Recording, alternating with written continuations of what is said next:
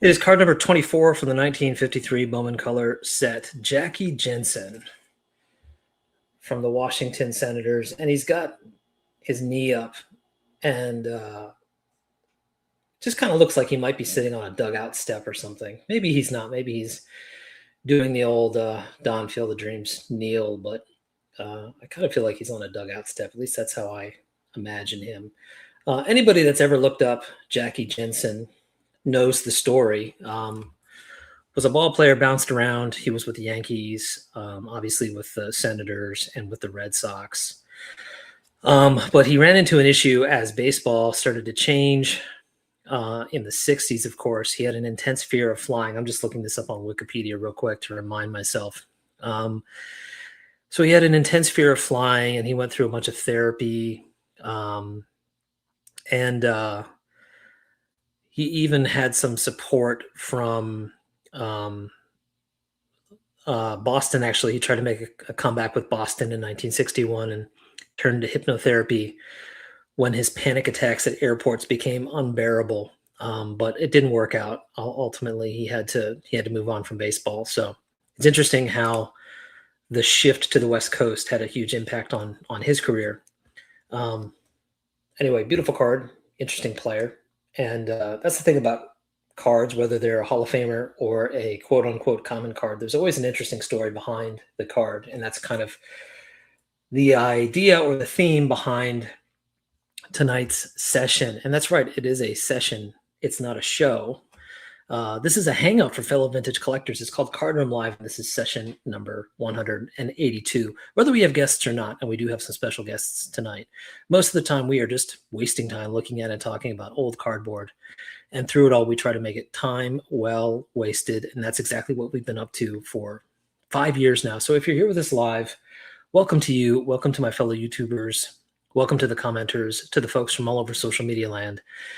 And if you're new to Card Room Live, don't be afraid to say hello in the chat. You are among cardboard friends. This is the live stream where everybody knows your name. We may not know your name, but stick around a few Sundays and we'll learn yours soon enough. If you're listening to this later, perhaps you are going to or coming home from work, sorting cards, looking at eBay and auction sites, rolling out the meatballs, walking the dog, sitting on the john, putting the kids to bed, battling the raccoons in the backyard. Wondering if Eddie Wakis will come up in conversation. No doubt it's already happened in the chat. Wondering what other kind of Mike foolery we'll get into tonight. Whatever you may be doing, I do hope you get something out of the next hour. If you have ideas for future sessions or you just want to get in touch, you can email me at bowman53channel@gmail.com. And you can also find me on all the usual social media platforms, which you can find the links to in the description below. This session of Card Room Live is brought to you by our friends at Topps Baseball Picture Cards. Bowman, watch out. There are giant-sized images of your favorite players from the 1952 season coming your way, featuring full-color reproduction, complete statistical records, and intimate biographical sketches on each card. Every fan will want this set. Here's a sample of what the cards look like. Isn't that a beautiful card? And yes, there are some horizontal ones, as you can see here, with all sorts of wonderful stats and biographical information on the back. Just think of it. Giant cards plus 5/8 ounce of bubble gum. It's the finest series ever published, or at least Topps says so. Get them today, courtesy of Topps Chewing Gum Incorporated of Brooklyn, New York, USA. So, good evening to everybody. Let's see who is at the bar. It's late August. Baseball is in the home stretch, an exciting time. I guess not. I guess we still have like another month before things wind up. But it's exciting. The Phillies are on a 9-game winning streak, so I'm a little pumped. Adam's Card Closet is first tonight. What's up, Adam? Pastor Craig apparently is opening the bar and giving everybody ginger ale. What's up, Pastor Craig? Coach Neil is here. The wrench holder Stuke is here, and he's ordering a Killebrew root beer. Pastor Craig had an Eddie Wakis signing today, doing research on Robin Roberts, and Wakis' name came up in 1950 finale against the Dodgers. Fair enough. Here's Andy the Dog Ate My Card, who is ordering a sarsaparilla. Confluence Sports Cards Ruben is here. Everybody's putting in drink orders. Reese Andy Card Ranger is here. Good to see you, Reese. Sven Patrick is here. Melissa the Sports Guru is here. Peacemaker cards. Mr. Kurt, who lives in Brooklyn, is here. Mr. Don Field of Dreams cards. Mr. Wrenchholder is here. Another long stay of Cardroom Live. Jesse Think Blue 77 is here. What's up, Jesse? The Hall of Famer Tony from Cyclone Baseball Cards is here. Peter B is here. Mr. Hall of Famer Lou Rock TV is here. What's up, Lou? Ace Fan Jim is here. That's right. It's been 5 years. Isn't that crazy? I don't know if it feels more like 10 years or maybe 1 year. I'm not sure. Chris from Missouri is here. Here's Mookie Chilson with a little bit of trivia, as always. Jackie Jemison was to Major League Baseball as B.A. Baracus was to the A team. Both of them said, I ain't getting on no playing field. Right. The A team. I just saw I didn't see the documentary. I saw a trailer for a documentary about Mr. T. That's awesome. Blue Carlo Cards is here. Hello, everybody. Wakus has a birthday coming up in less than 2 weeks, September 4th. Yes, I've been told many times. The Battery, Carlisle Root is here. Carlisle, your book is right here. What's up? Mitchell, the White Sox fan card collector, is here. Sox are in first place, so somebody's excited. Jacob Dahl is here. Jay Hawker Vintage Cards is here. Killaboo 3 Kurt is here. So we've got a great group of folks in the chat at the bar. We're going to get these folks in here. We got a whole group of guys who have stories and cards to share with us. I'm going to start bringing these guys in, then we're going to talk about what we're going to be up to tonight. So let's get these folks in here. Let's start with, who should we start with? This guy's been on Cardroom Live before, way back in April. Mr. Chef Joe Cards. Joe, how are you tonight? Doing great. Great. Thanks for being here. And again, thanks for having me again. Fantastic shirt. You're dressed for the evening. Yes, very nice. Feels official now. It's official. That's right. Okay, another guest that I believe this is a first-time caller, long-time listener, David, Spartan Card Collector. David, this is your first time, right? It is, Alex. I'm glad to be here. Thanks for inviting me. Appreciate it. Absolutely. I'm glad we could finally make this happen. This is my first time seeing your space, and it looks like you've got a lot to share. So very excited. Yeah, I thought sure my wife appreciates it, but I do. So fair enough. Another first-time caller, and this is one that I've been trying to work with him to do for quite a long time. So I'm glad it's finally happening. Matt is officially on Cardroom Live. Matt, how are you tonight? Man, I'm fantastic. Thanks for having me on. I am so glad we could make it happen. So yes. What a treat. Absolutely. At a certain point, I felt like I was badgering Matt, but he stuck with me, and we finally found a time that worked. So glad we were able to do it. And then last but not least, the gentleman behind a lot of great stuff that happens on YouTube, especially most recently, Hobby Palooza, the man, the mystery, Mr. John, 3D 80s Kid. John, very glad to have you tonight. Good to have you. This is my first screen appearance since Hobby Palooza. So excellent. Well, here providing proof of life. And we're all happy to have you here, John, and looking forward to it. So, all right, guys. So for anybody that's new to Cardroom Live, this is going to be a fresh round of what we like to call Cards with Stories. So Cards with Stories is really simple and straightforward. We all collect cards, but one of that I think drives a lot of us to collect, besides the sort of really hot topic stuff like value and grading and all that kind of stuff, is the stories behind the cards and what drives us to collect. Maybe it's something about the player, something about the history, or maybe there's some sort of personal connection that we have to the card from our own lives. And so what I've done is I've asked these gentlemen to go into their collections, pick out 4 or 5 cards, and share the stories behind those cards.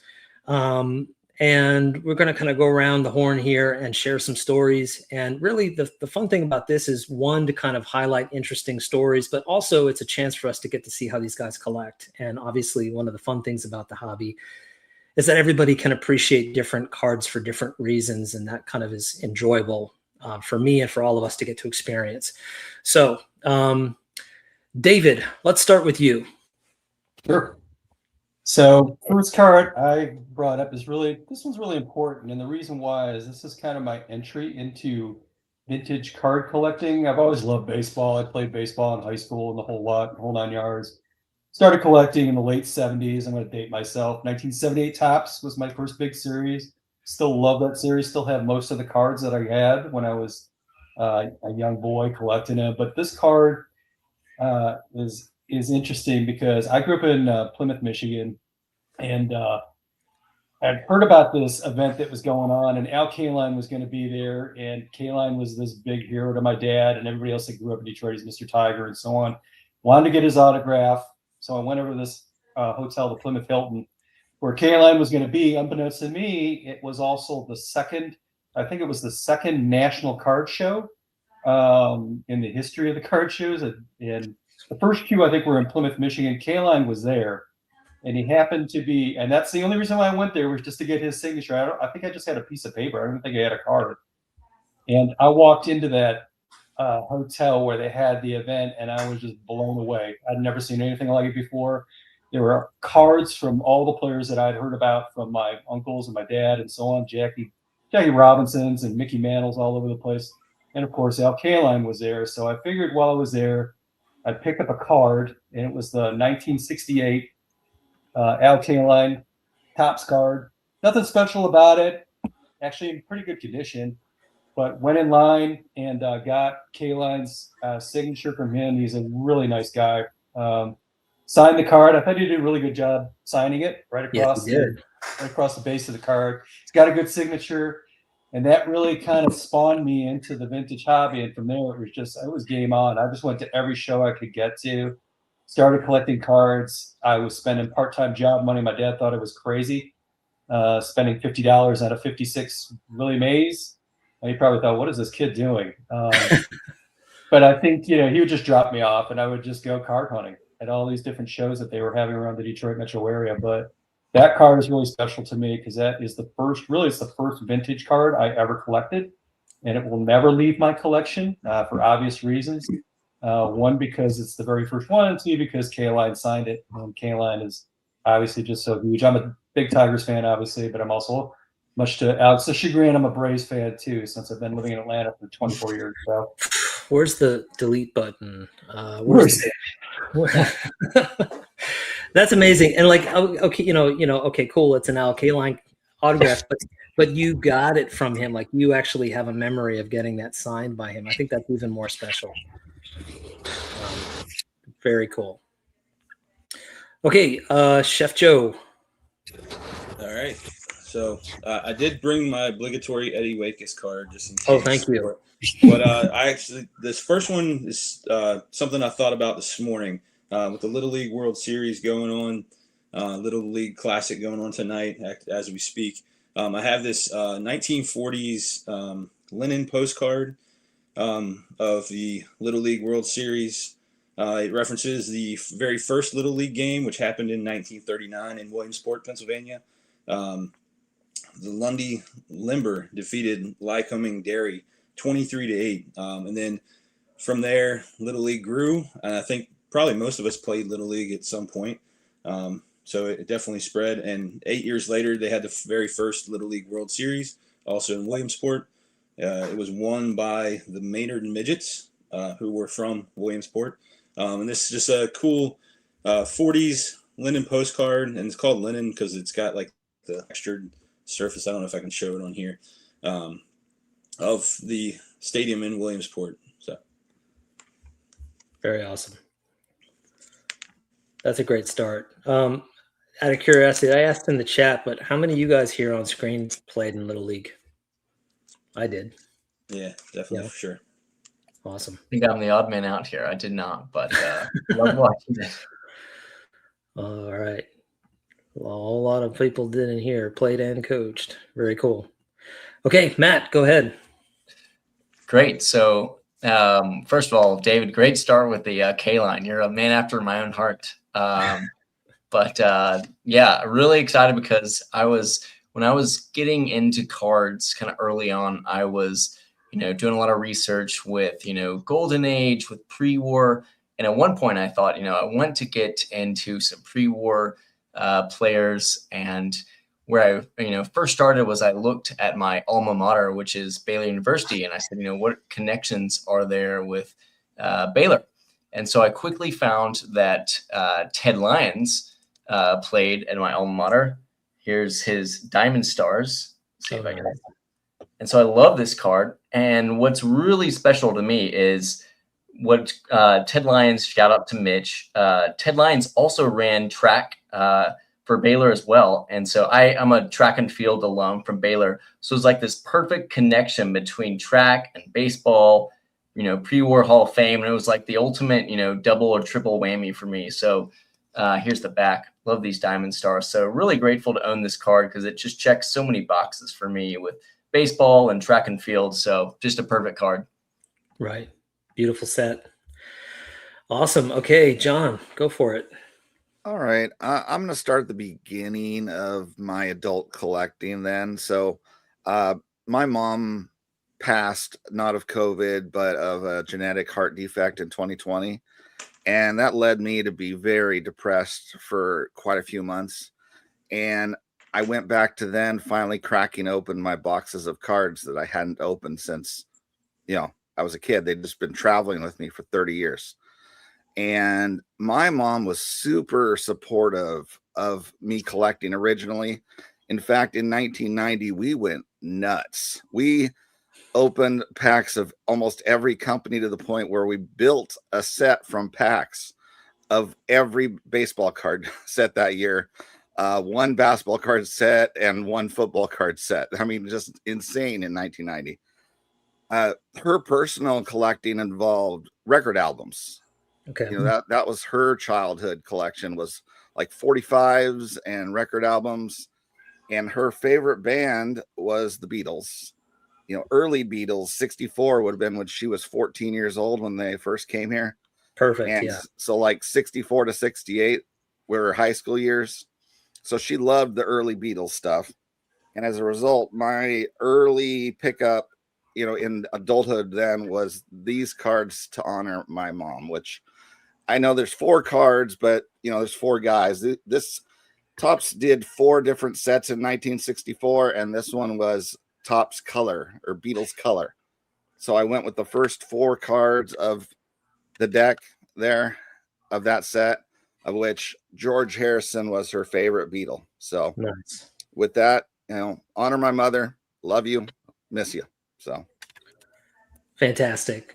John's the first one to break the rules, but did it very well. Beatles are always welcome on Card Room Live. Very cool. It looks like you got some other Beatles fans in here. Nice. Okay, David, back to you. Sure.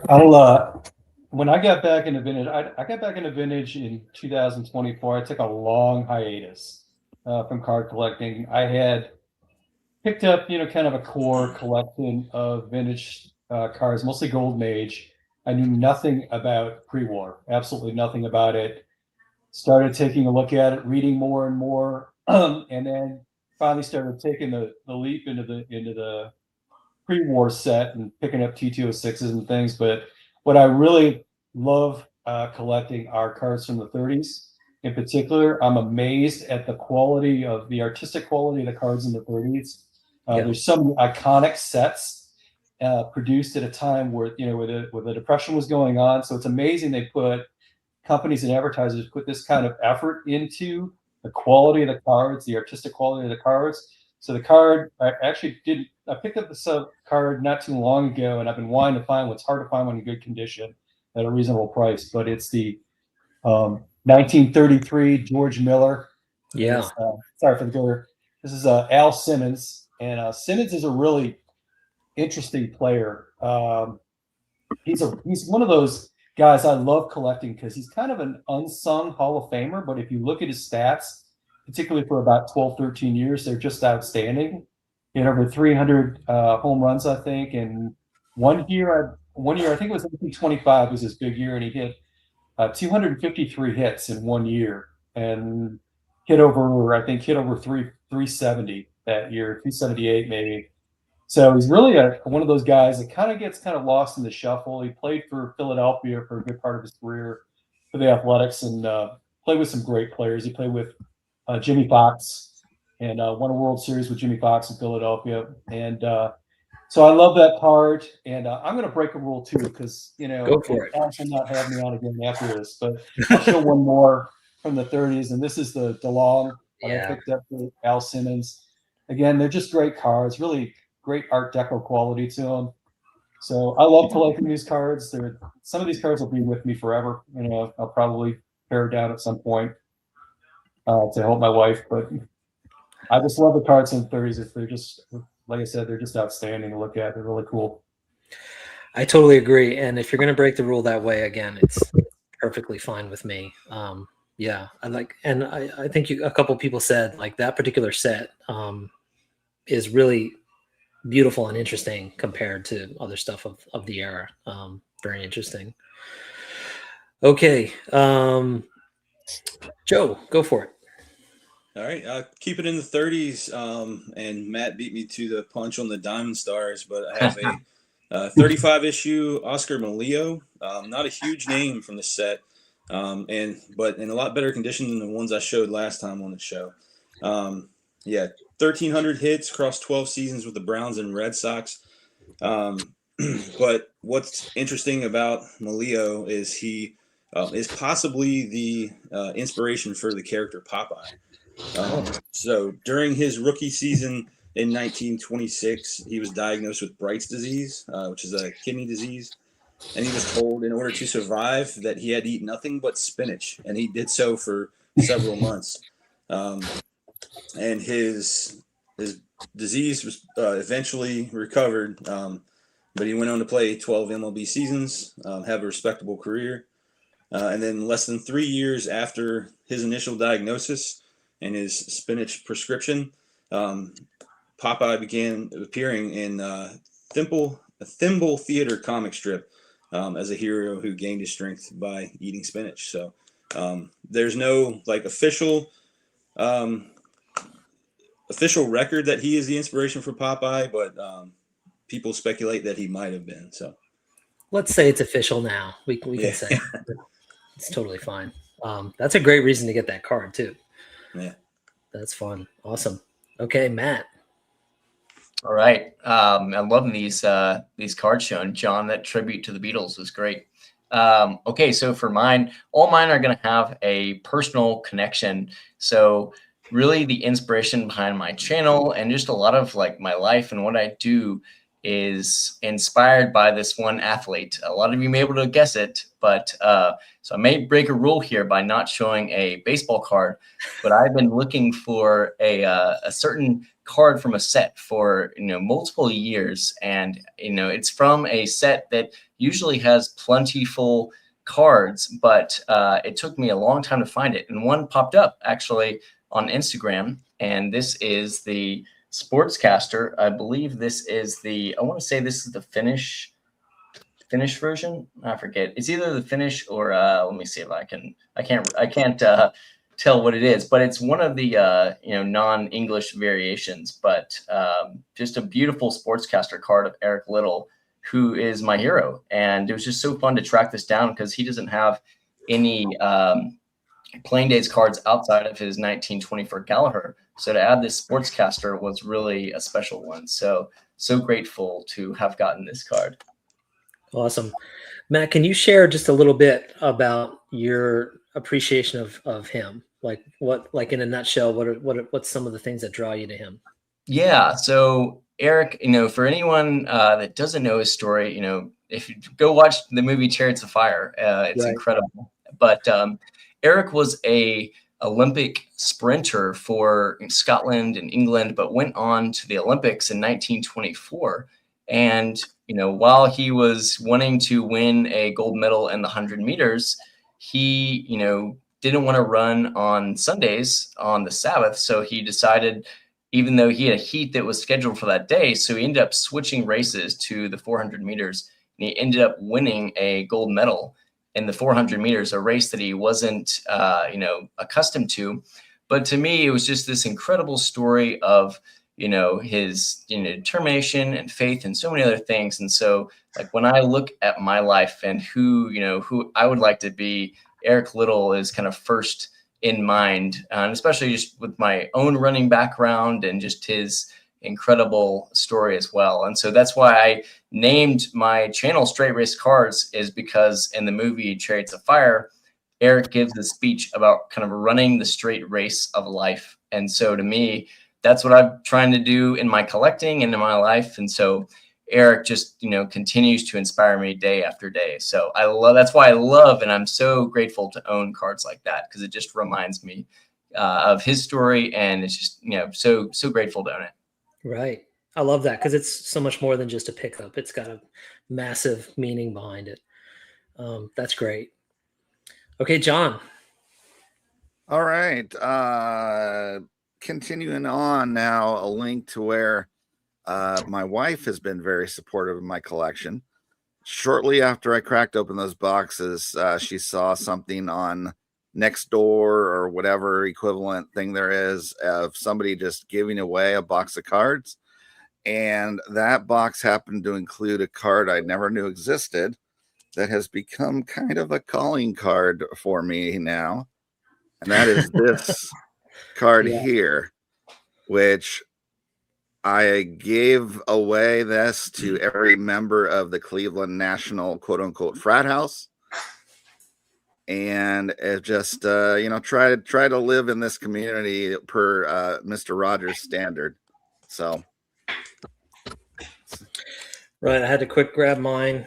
Here it is. It's true. Very, very honored to have this. This card normally, it's hard to figure out. It sits back here, right here. Very proud to have that card from John. And also I grabbed it since this sits right next to the Mr. Rogers card. This is an autographed YouTubers baseball. You can see some names on here that I'm sure you guys recognize from that national. Mookie, of course, took the sweet spot. But yeah, strong memories from that national. And I mean, you can't beat an 8.5 Mr. Rogers card. Yeah, I just sent a bunch of them for grading. I kept the worst graded one, and then had it randomized where people just pick a folder that they can't see the grade. So right. All right. And it is a wonderful day in the neighborhood. Okay, David, back to you.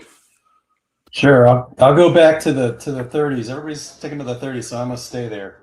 And this is harkens on the Tigers theme that I started off with the K-Line card, and this is I wouldn't call this a card as much as an image, I guess, because it's huge. If you ever have one of these, and this is a 1934. Wow. Butterfinger. Yes. For Gehringer, and Gehringer is really one of those guys that kind of fits in with my collecting model. I love to collect the big names when I can afford them, like a Cobb or something like that. But I really like some of the unsung Hall of Famers and the so-called common. Although I don't think anybody that played at the major league level, I don't consider them common. I mean, they're kind of an anomaly for anybody that's played baseball. Right. But Gehringer is kind of one of those Hall of Famers. It doesn't get talked about a lot, but he was referred to as the mechanical man. And I think he got that nickname from Lefty Gomez, actually, as Gehringer recounts it. And but Gehringer, a lot of people thought he made it look easy. He played second base, which is the position I played too. So I have a little bit of affinity for him there. He was a very quiet guy. He was born and raised in Michigan, played his entire career for the Detroit Tigers. And he just did everything well. Rarely made any fielding errors. He played in the World Series, won a World Series with really some great players in 1935. When you think about that team, there was Gehringer and Goslin and Greenberg, and they were just outstanding. There's several Hall of Famers on that team in 1935, and they kind of finally broke through and won the World Series. But I love the Gehringer card. I like how he played the game very quietly, went about his business. After his career was over, he became pretty successful in business himself, but he's always well regarded by the people he played with and the people that knew him. Again, he's kind of a quiet man. He lived a long time, lived a long life, a good life. He died I think when he was 89. And I think he passed away and lived in the Detroit suburbs. And again, I'm breaking the rules, and you're probably not going to let me back on, Alex, but here's card number 2 from Oh, Geringer, which is the Gaudi. yes. I love this card. It's one of my favorite cards. This card will never go out of my collection. The image on it is just outstanding, and it's just, I think, again, it's really artistic the way the card is, and I just love it. David, could you do me a favor and hold up that Butterfinger one more time, just so we can get a look at Absolutely. it? Yeah, that's so beautiful. It's great. So the interesting thing about that card, and the last thing I'll say is, you don't see many images of a player bunting, and that's one of the few ones. And just to see it, and especially a guy who is a pretty prolific hitter in Charlie Geringer, and so they happen to choose him in a bunting position. So Right. I need an umpire. No, Card Room Live is made for breaking rules, and you're making Ranger Studios very happy. He loves bunting. All right, so much stuff going on at the same time. It's complete chaos. Joe, go for it. So I feel like I gotta break some rules too. I'm gonna break 2 on the same turn. So I have 2 cards, and they're not baseball. But it's Wow. What's two happening? This is two really of good the oldest cards, or two of the oldest cards I own. And these actually, I own copies too, but these actually belong to my wife. This is her complete card collection right here. These are 1890 Goodwin and Company. Sure. In 164s. So we have Poppy here, and we have Clover here. And so I have 2 daughters, which I may have mentioned before. One is named Penelope, and her nickname is Poppy. And the other one is named Clover. So that's why I got these for her. Got them last year for our wedding anniversary, and it was an excuse to buy cards for my wife as a gift. And get away with it. So I think she liked them. She acted like she did at least. So breaking 2 rules on one turn here. Amazing. Well, I mean, tell your wife she has an amazing card collection. Yeah. I'm impressed. A shout out to Mr. Wilhelm, who snuck in a comment, even though he's at work. I hope you don't get in trouble. But nice to hear from you, sir. Matt, go for it. Yeah. Man, Joe, that's so awesome. You can connect cards to your kids. I love that. Super cool.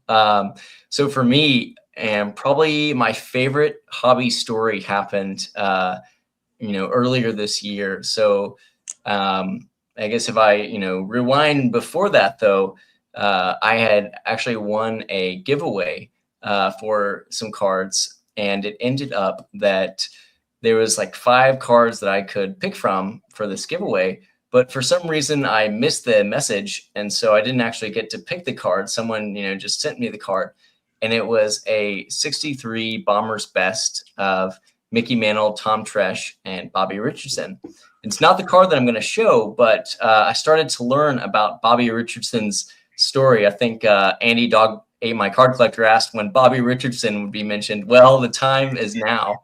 And so as I got excited about Richardson, I found out that he had encouraged Mickey Mantle at the very hospital that I was born at in Dallas, because Mickey was there at Baylor Hospital in Dallas just 2 years after I was born. And so I was just like, man, this is so cool. There's just this incredible connection. I'm going to start sending TTM cards to Bobby Richardson, who signs. And so I wanted to get Bobby to sign like each one of his base Topps Playing Days cards from, starting from 57 through 66. And so for the rookie, I sent this in to Bobby, and Bobby is from South Carolina. Here's his 57. And I also just asked him to put, some of his favorite verses on there. Just thought it was kind of a unique way that, would be unique from other people doing this run. Here's the back of the card. I just love, there we go. I just love these Bobby Richardsons. And so what was cool, when I sent this Bobby in, I just, said, hey, I knew Bobby, lives in Sumter, South Carolina, and I was going to the beach, not too far from when I sent this card in. And I, had been writing him letters kind of back and forth because I'd already sent him, 6 cards or 7 cards. And so I said, hey, Bobby, what are the chances that I could meet you for breakfast? one morning when I'm in South Carolina. And he sent me a note and said, I'd be delighted, gave me his number. We talked that next week. He was incredible, like, shared about how he'd been married for 70 years and just this, went on and on, wanted to know my story. And it was incredible. And so anyways, this summer we got to meet up, and Bobby ended up like, he introduced me to like the entire restaurant. It's like, hey, this is Matt, my friend from Texas, was just delighted, overjoyed. And then was like, oh, well, you haven't been to my house, so you got to come to my house. So he invited me into his house and, shared me all these stories of, these incredible Yankee ball players. And then he's like, oh, well, you haven't been to my baseball fields that were named after me. And so we went to his ball fields and just spent like 3 hours with this guy. And he just poured his heart out into me. And I was just so grateful. And so he just lost his wife a couple of weeks ago. I talked to him on the phone last week. And he was just, still, he was grieving, but he was still like full of life and full of joy still. And so it's just so great to get to connect with a guy who, like, we share a connection because of Baylor Hospital in Dallas, but now I would consider a friend. And when when I was leaving breakfast, after he was like, this means you have to come again next year, right? And so I'll get to reconnect with him. Hopefully, he's 90, just turned 91 a couple days ago, but super cool and so fun to like take a TTM to now having a personal relationship with just an amazing guy. Won a World Series, several World Series of the Yankees, but he is known to win the 1960 World Series MVP, even though the Yankees did not win the World Series. He hit 12 RBIs in that series. It was a famous one that, any Pirates fan, Mancini, would tell you that Maz hit that homer in the 7th game. And anyways, what a great story. Right. Incredible, Matt. I love it because now, like you said, you've got a friend that started off as a baseball card. That's really amazing. Yeah, thanks for sharing that. And you're also inspiring people to check out Rare as well. I love it. Awesome. Okay, John, go for it. All right. Moving on to I've shared it multiple times because I've added different things now and then of guys with my exact last name, but this was the card that started it all. Picker Jim was just showing a bunch of random cards he picked up from like a bargain bin, and one of them was this one, and I was like, "Whoa, that's exactly my last name. I wonder how many guys have my last name." And I went on to then collect the oldest example I could of each person. So, like, I have a 33 Gaudy of Richard Kaufman, a 39 play ball of his brother George. In 88, there was a Kevin Kaufman that barely stayed in the major leagues. And my most recent pickup, I finally expanded outside of baseball to Paul Kaufman, tight end for the Packers in the 80s. So Awesome. Do you have any are there any Kaufman white whales that you're having trouble finding? No, well, there's one as far as finding the oldest card of this guy, Richard Kaufman. Yeah. He is actually how I learned about the 1928 Star Player candy set, because each of the people that are in that, there's somewhere between 5 to 10 known copies. But I was unwilling to pay the $300 price tag to get his earliest card. So, right. For a little side project that's just for fun. But yeah, sure. Yeah. Makes sense. All right, we're back to the top. David. Sure. I'll go to the next card. Go back to the golden era, and I just started collecting this set, and they're really hard to find in a good price range and good condition. But I saw this one on an auction, and fortunately, nobody else really was too interested in it, so it was affordable for me. And this is one of the Stallmeyers, and it's the Gil Hodges.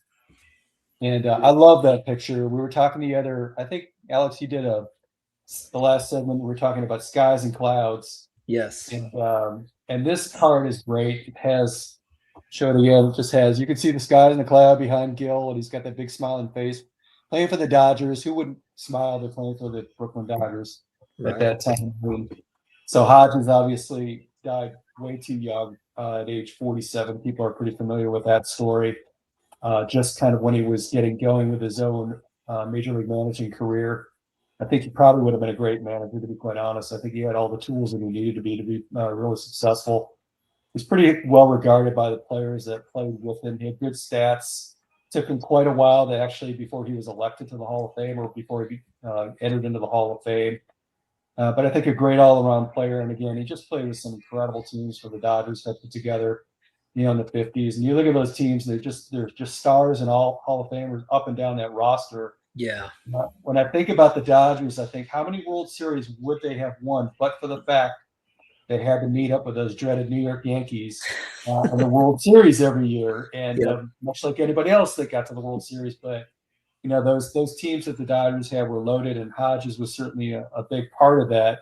And I think he was, again, maybe one of the more quiet guys in that team. There's certainly some people that had a lot more attention, a lot of focus, obviously, on Jackie Robinson for obvious reasons, on and off the field. And it's hard to compare character-wise and baseball-wise with somebody like Jackie Robinson. Everybody kind of pales in comparison. I think Hodges would be included as well as that. And then you had some other guys in that team that were a little bit known as a little persnickety, like a Duke Snyder at times, who was a little truculent with the press, so to speak. But Hodges just kind of seemed to go along with the flow, just play the game in a very professional way. So I've always kind of liked Gil Hodges' story. Again, kind of one of those guys who's kind of an unsung Hall of Famer in my book that I really enjoy collecting. I got a lot of his cards. Got a lot of really cool cards, I think, too. But the Stallmeyer is one that really kind of jumps out at me.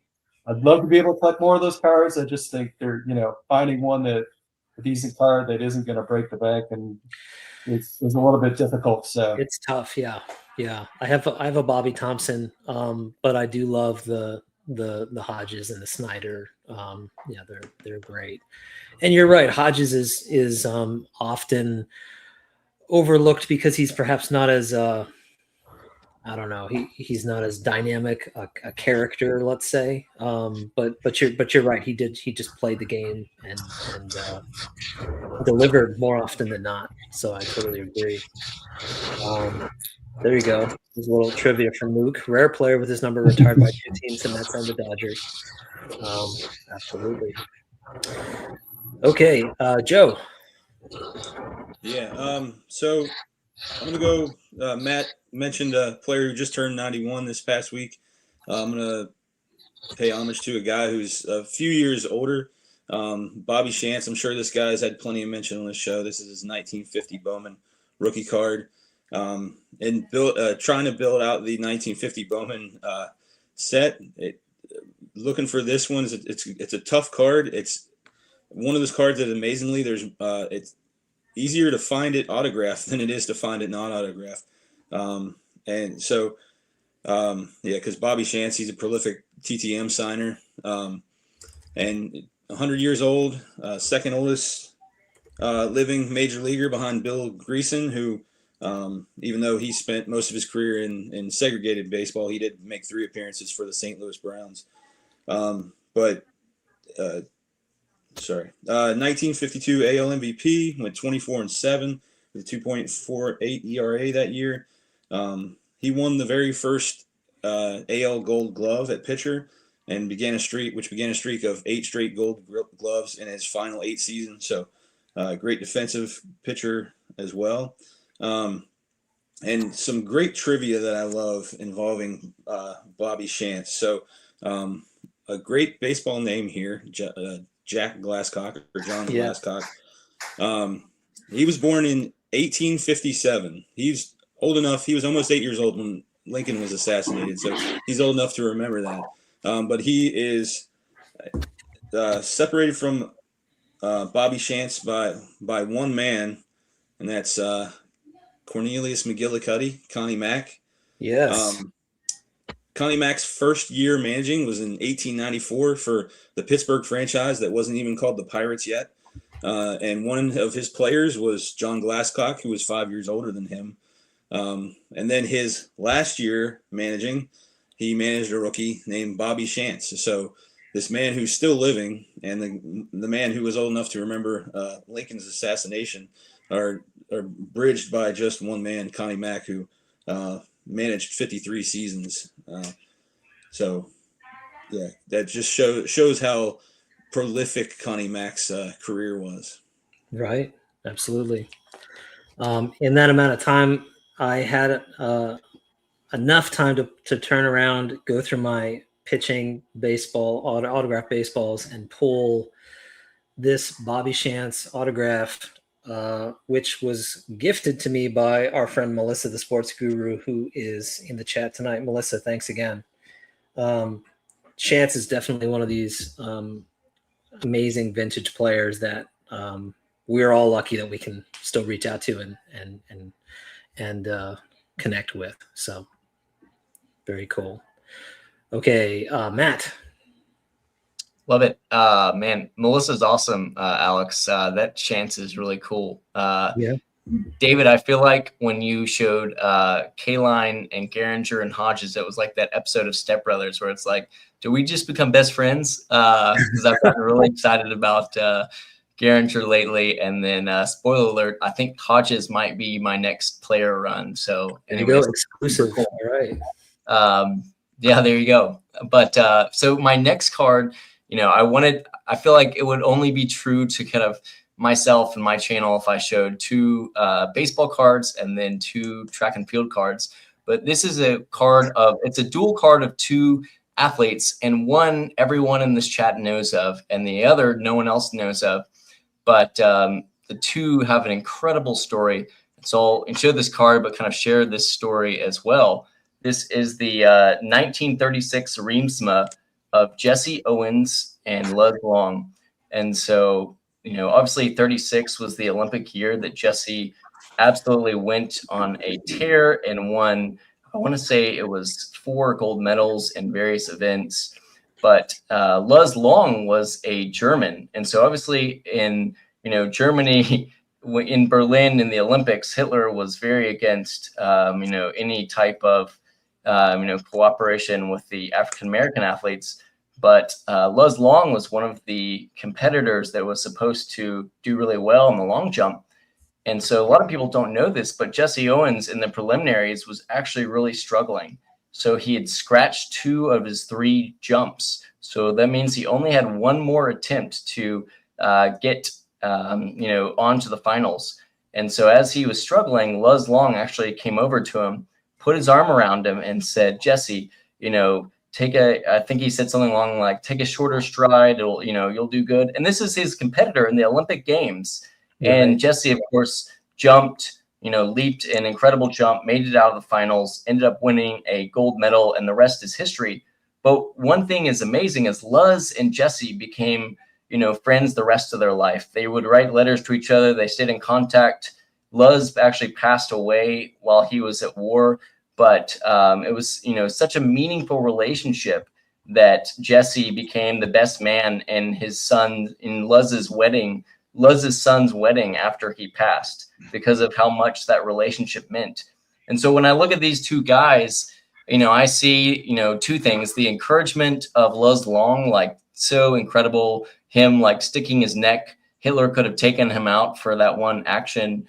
And I also see Jesse Owens, reciprocating and even going as far as being the best man in his son's wedding after he passed. And it's just this incredible story. And so when I look at this card, I'm reminded of, this, I, want to encourage other people and like go out of my way to inspire others by just meaningful friendships and connections. And I think that's, one thing that I've been so grateful for this hobby community is I feel like that's been very true. And so anyway, so I love that card, and it just means a lot to me. And it's kind of an unknown story of an unknown hero named Luz Long, but really fun to have a Jesse Owens card paired with it as well.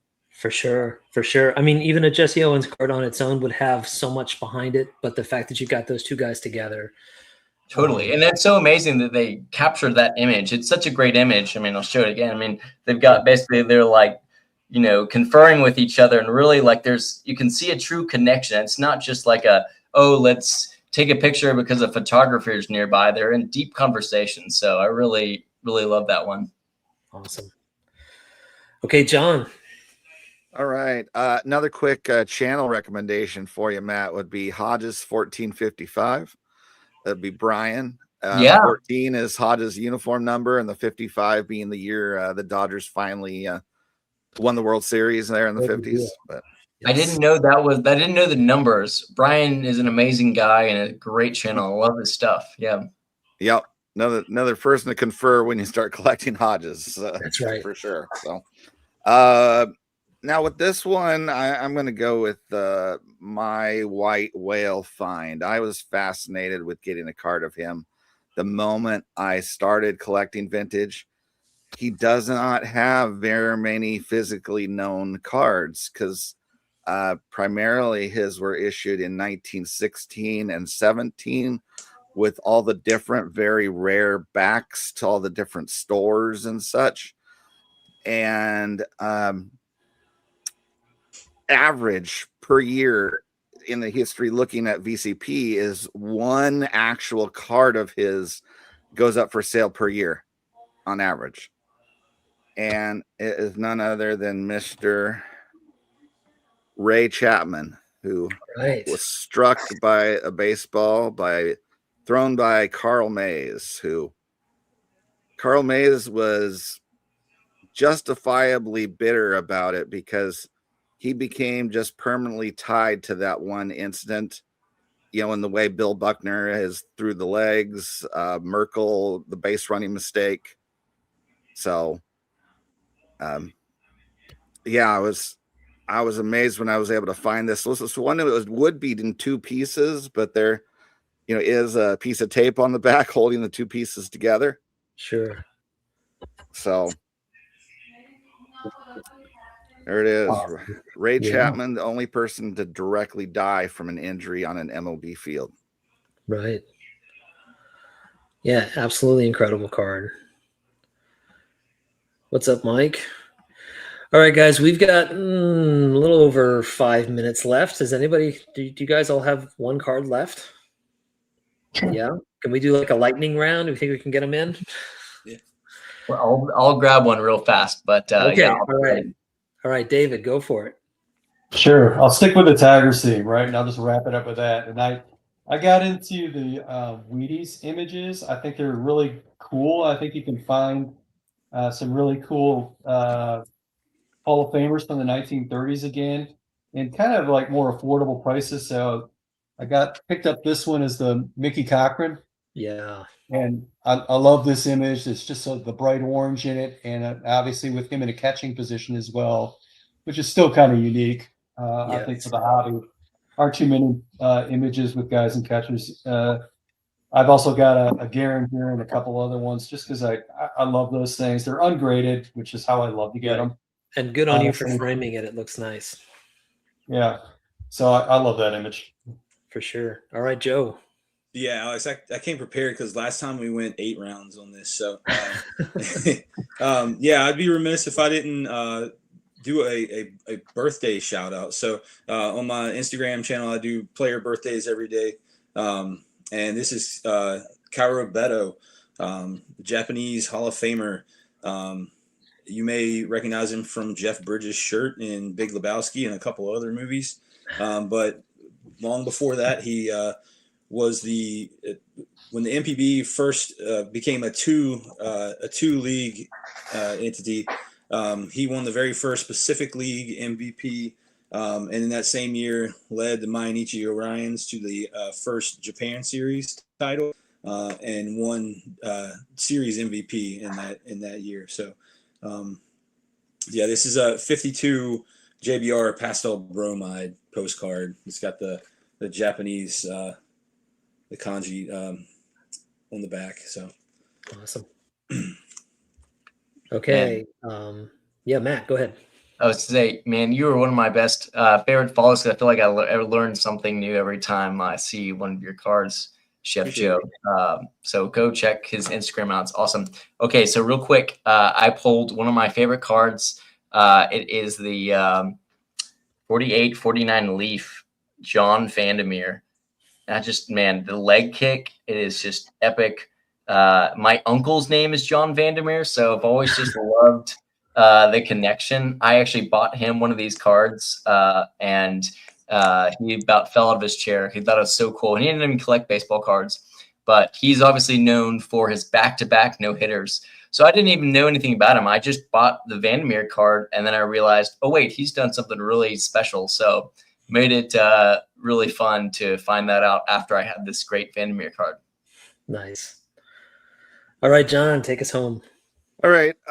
So the only card I ever sold out of my collection in probably around 1990 was this card here. And I had the offer where he would have traded me straight up for one of the 89 Upper Deck Griffies. And I said no and just accepted $20. And with Eric Fourleaf doing his thing where he gives you $10 at the National and $5 is for a card for you, $5 for a card for him, I repurchased it for $5. Last year's National, not the one this year. So $20 card became a $5 card however many years later. The name of the game. I also lost the opportunity of having an 89 Griffey. So Right. So there's that. Awesome. All right, guys. Well, we made it. It's 9 o'clock or nearly 9 o'clock. And after an hour, an incredible amount of interesting cards and stories to go with them. Guys who are in the chat, guys and gals, if you enjoyed this live stream about nothing, give it a thumbs up. It matters. We appreciate it. And I want to make sure everybody heads over to 4 Collectors at 9 o'clock for the next hour of cardboard live stream fun. But David, Joe, John, and Matt, thank you guys for being here tonight, for sharing your cards and your stories, and just sharing stuff that matters to you. I think it helps promote this hobby in a fun, positive way. So thanks so much for being here tonight. Thank you. thanks. Great as always. Appreciate it. All right, guys. Until next Sunday, the bar is closed. Have a great week, everybody, and we'll see you next time. Thanks.